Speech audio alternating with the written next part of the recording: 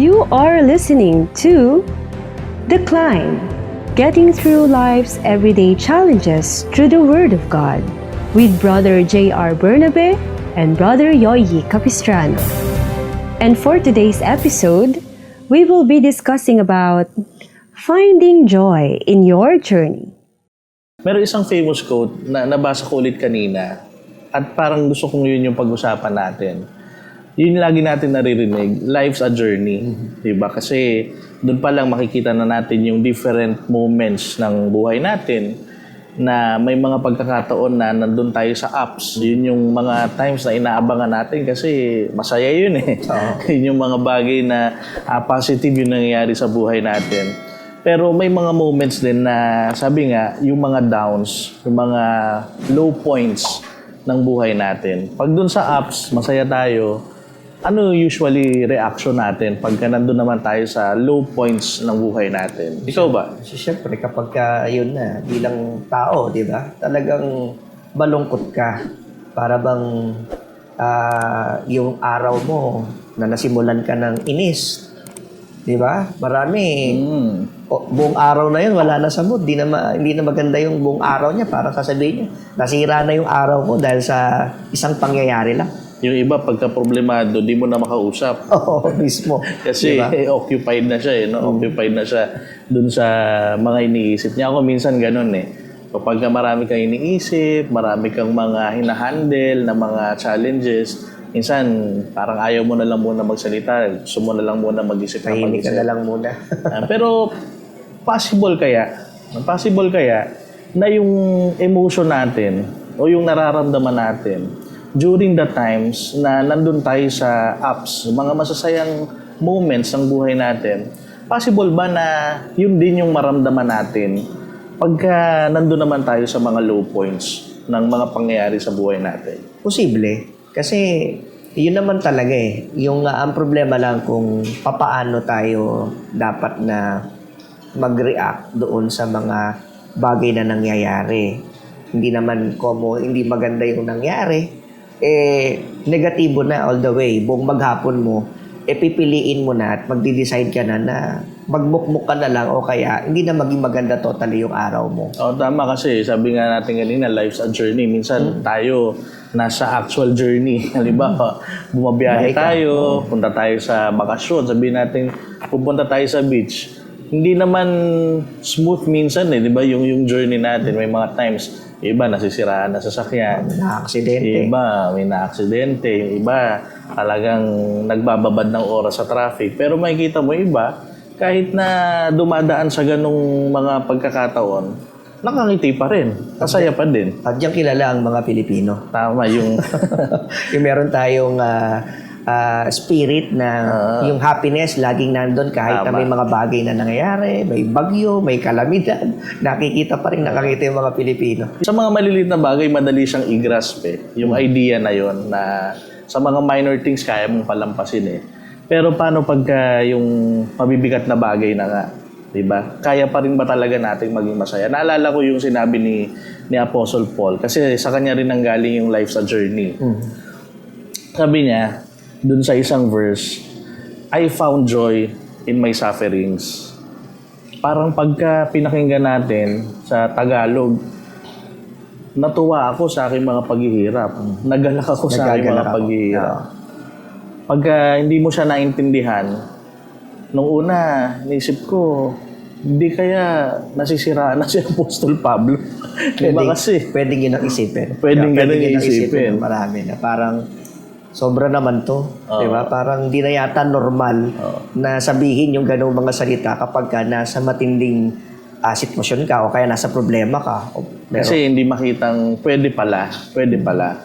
Pero nagawa niya Diba? Nagawa niya. Sabi ni Apostle Paul, I found joy in my sufferings. Pero para magdagdag lang tayo ng konting context dun sa na-experience niya, kung gaano kabigat, ito yung time na nakakulong siya, di ba?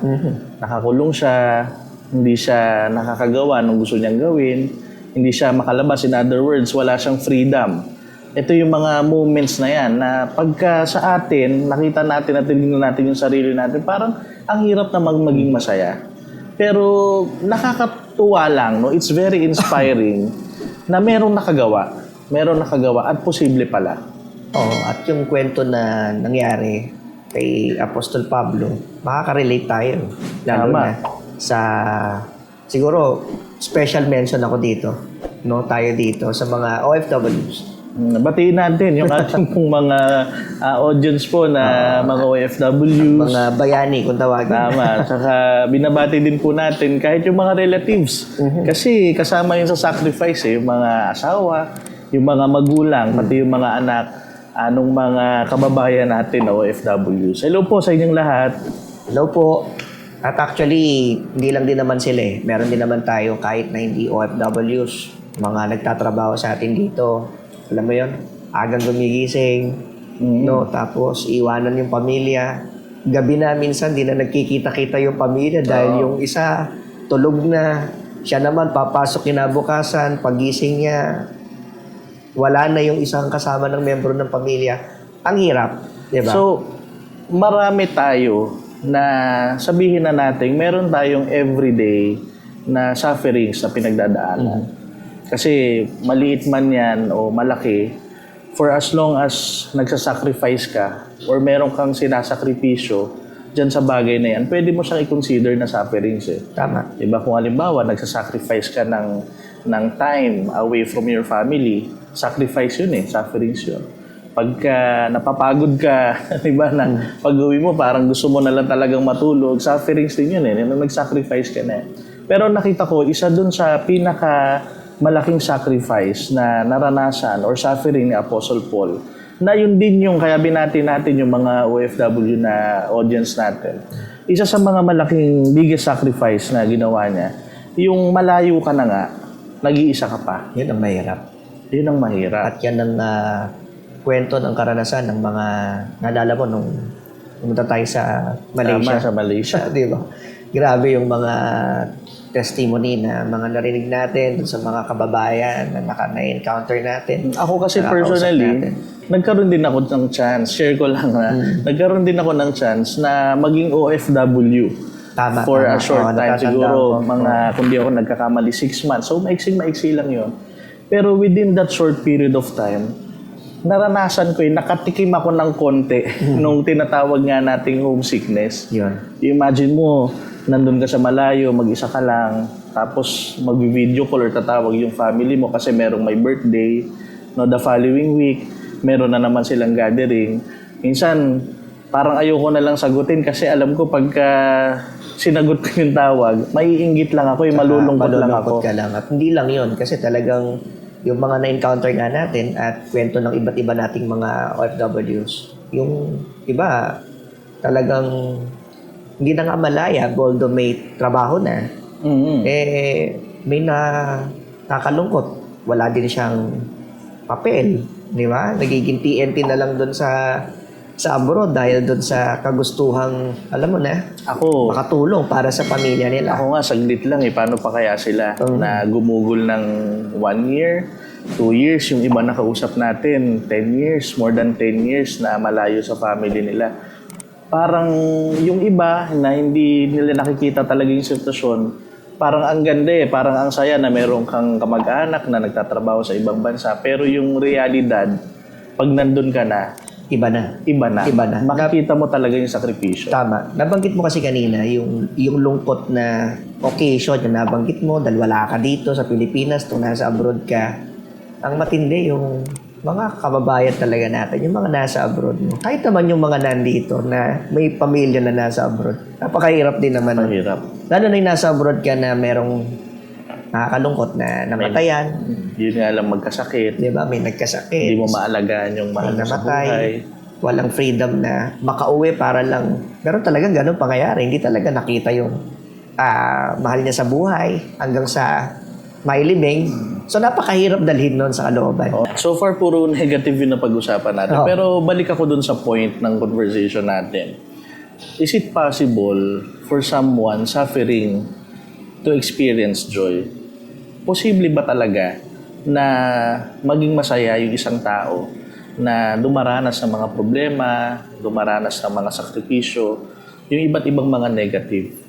At ang maganda, yung sagot nandun din sa sinabi ni Apostle Paul eh. Kanina kasi hindi natin binasa ang buo. Pero yung secret, basahin natin buo. Sabi doon, nagagalak ako sa aking paghihirap dahil sa inyo.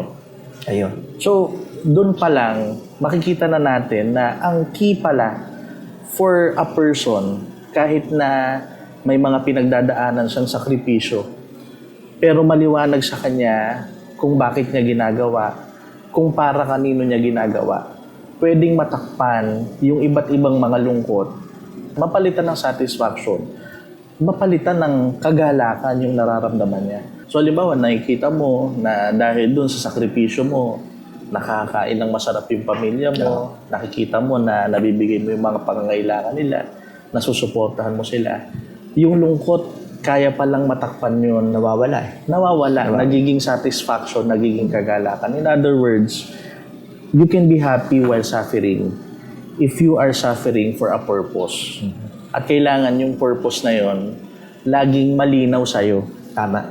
Kasi minsan, pag nasa journey tayo, pwedeng sa umpisa, maliwanag sa atin, kaya ako gagawin to kasi para dito. Pero as you go along the way, baka madistract ka na, mawala na sa'yo yung purpose mo. So, dapat clear at constant. Tama. Na nasa puso mo, nasa isip mo, yung purpose ng iyong sakripisyo. Maganda yung punto na yun eh. Kasi minsan sa sobrang dami na ng trabaho ng mga OFWs at kahit sino, no? Minsan ginagawa mo na lang siya na nakakalimutan mo na yung purpose. Ang nagiging result, nagiging outcome, lumulungkot ka.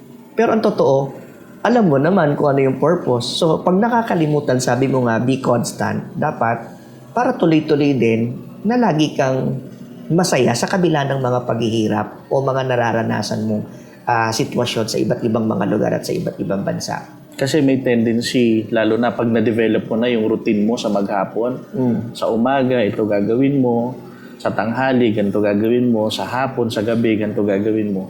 Napakalaki nung tsansa na dahil dun sa dami ng ginagawa mo, dahil dun sa paulit-ulit ng ginagawa mo, nawawala yung dahilan. At napaka-strong ng purpose para sa isang tao.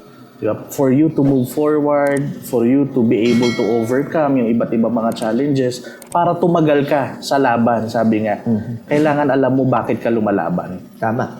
At natanong ko nga yung naalala ko yung pagpunta natin, pagka nakakapag-share tayo sa mga kababayan natin, lalo na yung mga OFW, sabi ko, bakit nga ba, hindi naman tayo magkakakilala, pero gusto kong i-summary, no? Sa lahat ng mga nakakapakinig ngayon, gusto ko i-summary, bakit nga ba nagagawa nila yung magsakripisyo, no? Bakit nagagawa nila yung magtrabaho, gawing gabi yung umaga yung gabi.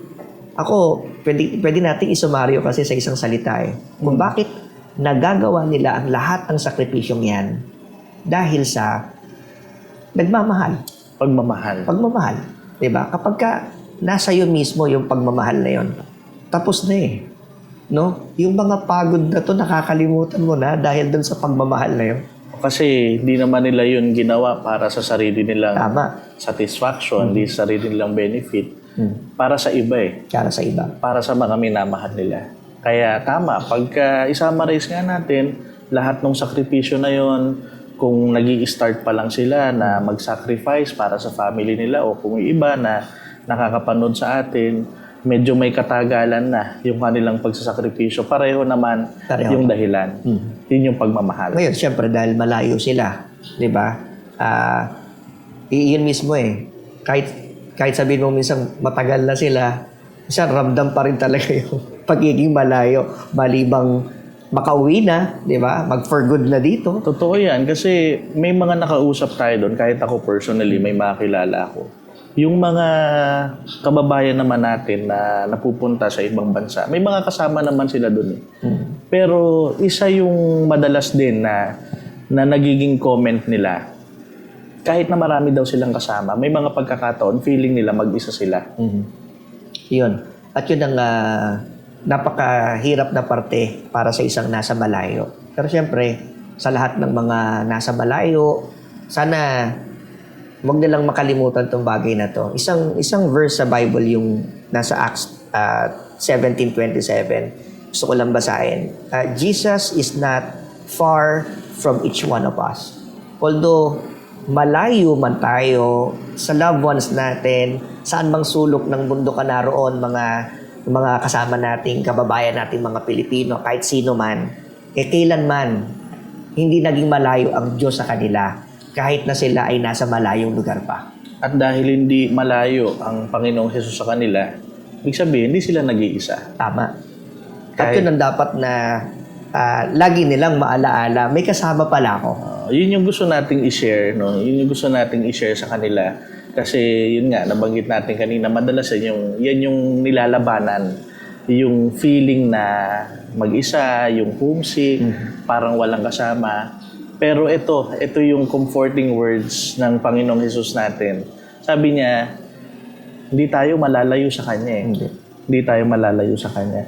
Pagka nandun tayo sa presence ni Jesus, dami nating mararamdamang blessings eh. Nandun yung comfort, nandun yung rest, pwedeng physically pagod tayo, pero yung kalooban natin, yung mental well-being natin, yung emotional well-being natin, pwedeng mapahinga. Diba? Pwedeng mapahinga, nakakaranas tayo ng nadadagdagan yung tapang natin, nadadagdagan yung patience, nadadagdagan yung pag-asa. Lahat ng yan, pwedeng ma-experience ng isang tao pagka nandun siya sa presensya ni Jesus. Tama. At yun ang mismong nagpapasaya sa ating journey. Ang Panginoon mismo. Balikan ko lang yung mga main points na napag-usapan natin. So una, dapat buhay na buhay yung purpose ng mga sakripisyo. Pangalawa, wag natin kakalimutan, nakasama natin si Jesus Christ. Tama. Saan man tayo bansa mapunta, dito man sa Pilipinas, ano man yung ginagawa natin, kasama natin si Jesus Christ. Pero meron pang isang mas maganda na gusto kong i-share. Kung hindi siya malayo sa atin, pwede pa pala tayong mas makalapit sa Kanya. Yun ang maganda. Yun yung nakasulat sa James chapter 4 verse 7. Sabi doon, draw near to God and He will come near to you. So, ibig sabihin, pag lumapit tayo sa Diyos, lalapit din siya sa atin. So, yun yung inspiration that itaas pa natin. Ang dapat na lalong maging inspiration natin, gaya ni Apostle Paul. Ang inspiration niya, ang Panginoon. Kaya, he found joy sa panahon ng kanyang mga paghihirap. At hindi imposible yun na gawin ng Panginoon kasi sa Kanya naman talaga nagmumula yun eh. Na kahit na ano yung nararanasan natin, kahit na gaano kabigat, gaano kagaan, gaano katagal na tayong nagsasakripisyo, kayang-kayang pag-aani ng Panginoon yung kalooban natin, yung nararamdaman natin. At mangyayari lang yun pag nandun tayo sa presensya niya. Kaya kailangan talaga, lalo na sa ganyang mga moments, pwedeng sabihin natin sa moments ng kanilang mga pag-iisa, lumapit sa Panginoon. Kaya in summary, dapat tandaan natin na pag malapit tayo sa Panginoon, pag malapit tayo sa Diyos, hindi man mawala yung mga difficulties na nararanasan natin, hindi man dumali yung journey, pero magagawa natin maging masaya. We will find joy. At yung kagalakan na yun yung gagamitin natin hanggang makarating tayo dun sa dulo. Lord, salamat po sa message mo na binigay mo sa amin, ang mga salita mo na binless mo sa amin para maging gabay, maging inspiration po namin sa araw-araw, lalong-lalo na sa mga panahon na dumaranas kami ng mga sufferings, nagsasacrifice kami para sa mga mahal namin sa buhay. Paalala mo nawa sana palagi sa amin kung bakit namin ginagawa ang mga sakripisyong ito. Lagi na ay palakasin mo ang kalooban namin, i-inspire mo kami. Higit sa lahat ay turuan mo kami na maging closer sa iyo para ma-experience namin ang lahat ng mga magagandang bagay na nagmumula sa iyo. Ang comfort, ang peace, ang courage at marami pang mga bagay para magamit namin ito na maipagtapos namin anuman yung journey na ngayon ay pinagsisikapan namin. Pwedeng sa mga pag-aaral, sa pagtatrabaho, dito man o sa malayong mga bansa. Nakita mo kami na sa mga pagkakataon ay patuloy kaming lumalapit sa iyo, lagi naming hinahangad na magkaroon ng closer relationship sa iyo. Magkagayon, ay makatulong nga ito upang makita namin, maging maligaya kami sa gitna ng aming mga suffering. Sa lahat ng ito ay inihiling namin sa iyo sa pangalan mong Kristo Jesus, ikaw na aming tagapagligtas. Amen. Kaya sana po, piliin natin laging maging masaya sa kabila ng ating mga sufferings. Piliin natin na maging kasama ang Diyos sa araw-araw ng ating journey. Let us continue to be inspired by the Word of God dito sa The Climb. Aakyat ka ba o aakyat ka pa? Thank you for being part of our discussion. To know more about us, you may follow our social media pages. On Facebook, search for MHC Media Facebook page. On YouTube, search for the Most Holy Church YouTube channel. Let us continue to be inspired by the Word of God every Sunday, 7 o'clock up to 7:30 in the evening, only here in The Climb.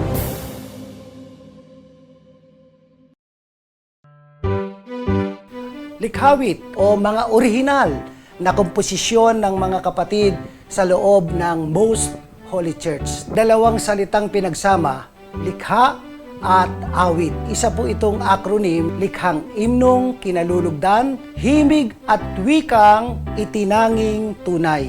Isa po sa napakabisang paraan na itinuturo sa atin na magpaalalahanan at magpatibayan sa pamamagitan po ng mga imno at salmo at mga awiting ukol sa Espiritu. Dahil sa nakitang kapangyarihang taglay nito, ang paggawa po ng likhawit sa kabanal-banalang iglesia ay naging isang mahalagang gampanin na po ito na nagpapasigla at nagpapatibay sa buong iglesia. Kaya isa ng ganap na ministeryo.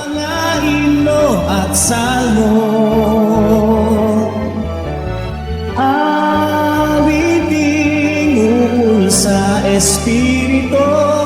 Likhawit, likhang imnong kinalulugdan, himig at wikang itinanging tunay.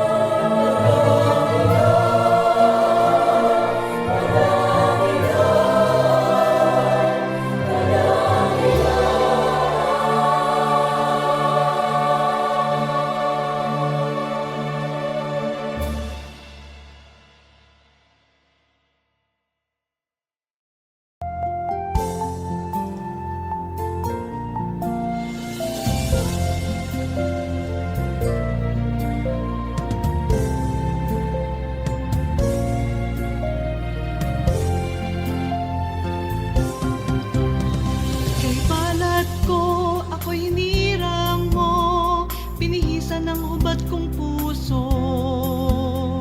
Dating bagsak, ngayon'y itinayo, pinaging mapalan ng agape mo. Bagamat dumaranas ng mga siphayo, inaaliw ng iyong espiritu. Nililinis ng mga ayuno, dinadalisay ang aking puso. Malinis na puso ang hinahanap mo, O Diyos, tulungan mo ako. Sintang kapatid ay maakay ko, at kapwa magtaglay ng malinis na puso. Kay palad ko, ako'y hinirang mo, binihisan ng hubad kong puso. Dating bagsak, ngayon'y itinayo, pinaging mapalan ng agape mo. Bagamat dumaranas ng mga siphayo, inaaliw ng iyong espiritu. Nililinis ng mga ayuno, dinadalisay ang aking puso. Malinis na puso ang hinahanap mo, O Diyos, tulungan mo ako.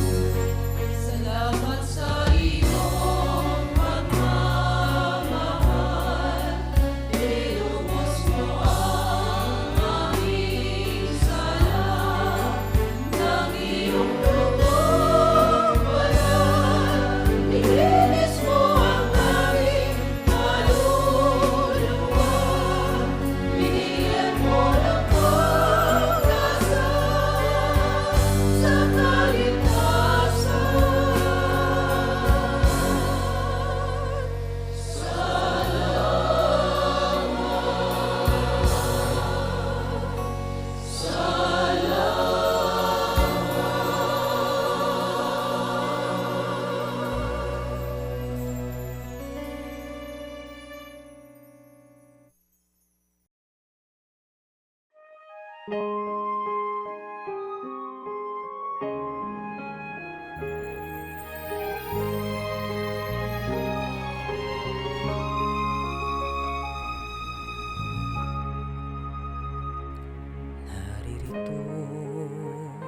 akong hamak na alipin mo, humaharap na.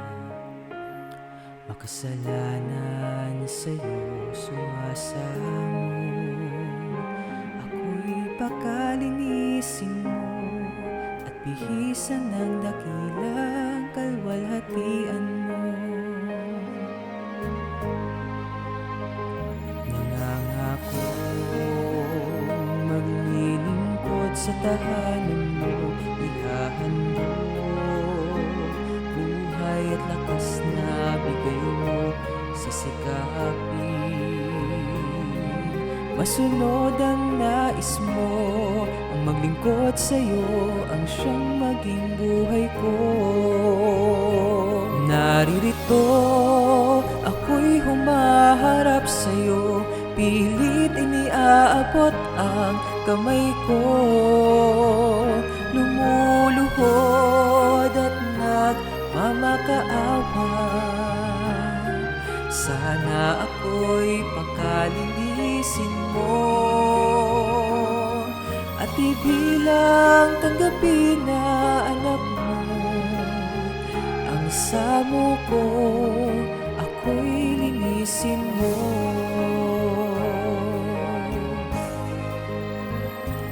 Naririto akong hamak na alipin mo, humaharap na.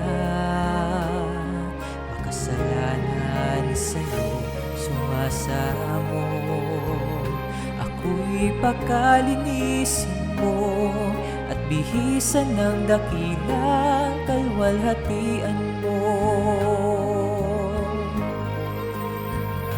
Nangangako maglilingkod sa tahanan mo, ihahandog buhay at lakas na bigay mo, sisikapin. Masunod ang nais mo, ang maglingkod sa'yo, ang siyang maging buhay ko. Naririto, ako'y humaharap sa'yo, pilit iniaabot ang kamay ko. Lumuluhod at nagmamakaawa, sana ako'y pakalinisin mo at ibilang tanggapin na anak mo. Ang samo ko, ako'y linisin mo.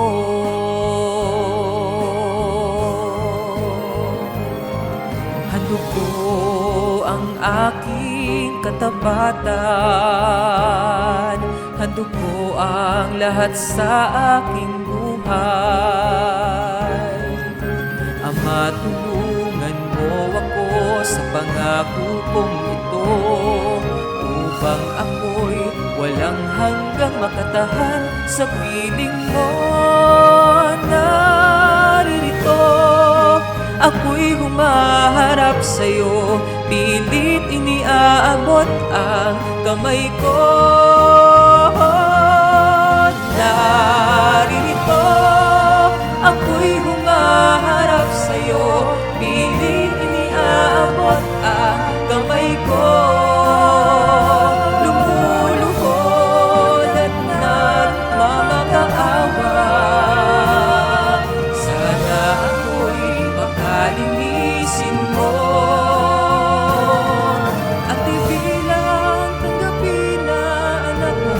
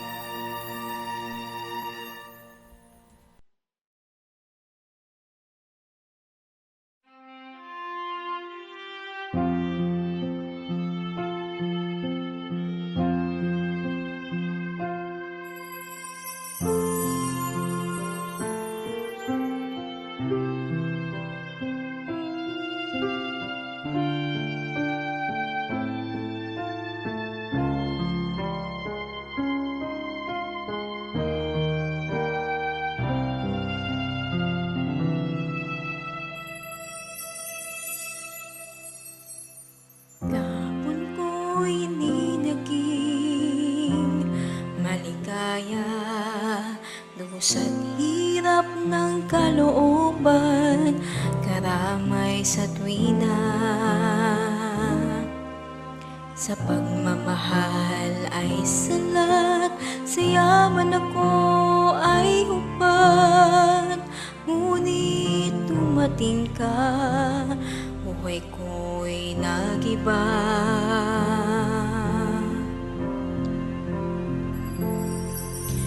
Pag-ibig mo sa akin ay kahanga-hanga, nilamang hanggang sa puso at sa diwa.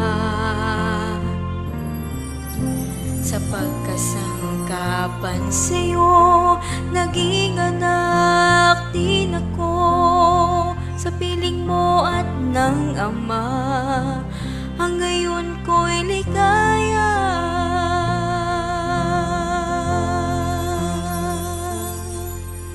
Ngayon ang buhay ko ay iyong binago. Kulay pag-ibig itong aking mundo. Ako pa ba ito? Ako pa ba ito? Binago ng agape mo ang buhay ko. Kahapon ko'y hindi naging maligaya, dusa't hirap ng kalooban, karamay sa tuwina. Sa pagmamahal ay salat, sa yaman ako ay hubad. Ngunit dumating ka, buhay ko'y nagiba. Pag-ibig mo sa akin ay kahanga-hanga, nilamang hanggang sa puso at sa diwa. Sa pagkasangkapan sa'yo, naging anak din ako. Sa piling mo at ng Ama, ang ngayon ko'y ligaya.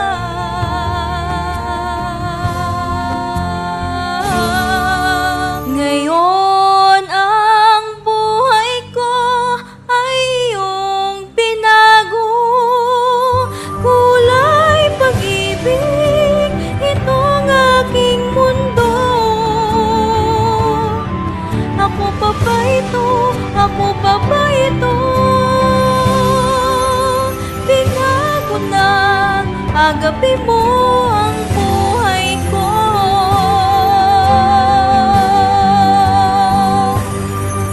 Ako pa ba ito? Iba na nga ako.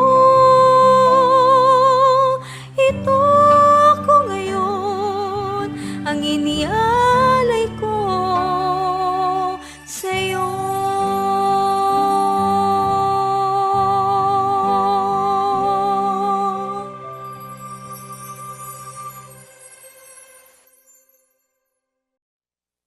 Bakit ba kayo magbata ka? Lagi ka na lang bumabala! Bakit ba? Gusto mo malaman kung bakit nagkakaganito ako? Kung bakit nararamdaman ko ito? Bakit ka ba? Wala kang respeto! Iyan bang tanong-tunan mo sa magsawa mo sa babarkada mo?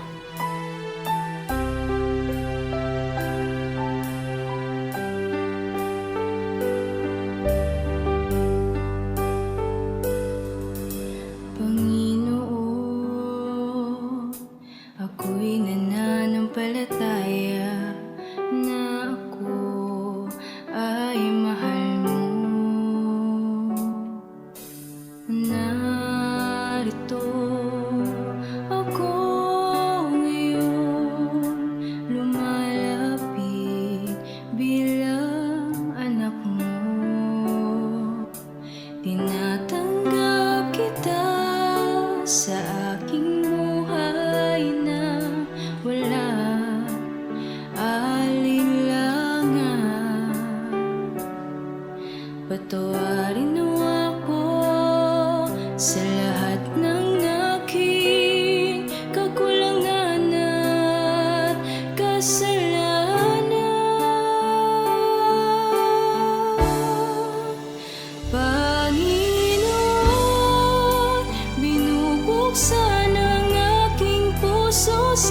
Amen. Manahanawa sa akin ng iyong Espiritu. Turuan nawa ko na gaya ng pag-ibig sa'yo. Ako'y nangangako ng ganap na pagbabago.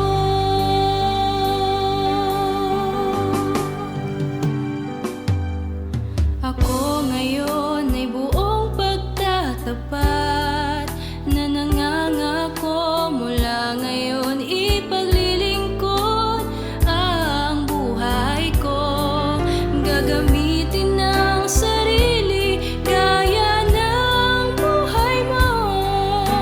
Magiging mabuting Kristiyano saan man ako dumako.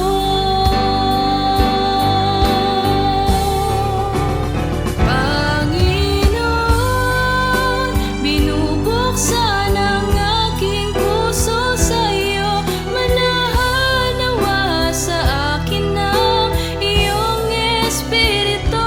Turuan nawa ako na gaya ng pag-ibig sa'yo. Ako'y nangangako ng ganap na pagbabago. Panginoon, ako'y sa iyo sa salitain lagi ang layunin ng pag-ibig mo. Pagkakataon na binigay mo upang ako ay mabago. Sa lahat ng pagkakataon ay aking ituturo. Panginoon, nananampalataya po ako na tutulungan niyo akong magbago at maging banal sa harapan mo. Kaya Panginoon, binubuksan ko po ang aking puso sa iyo. Panginoon,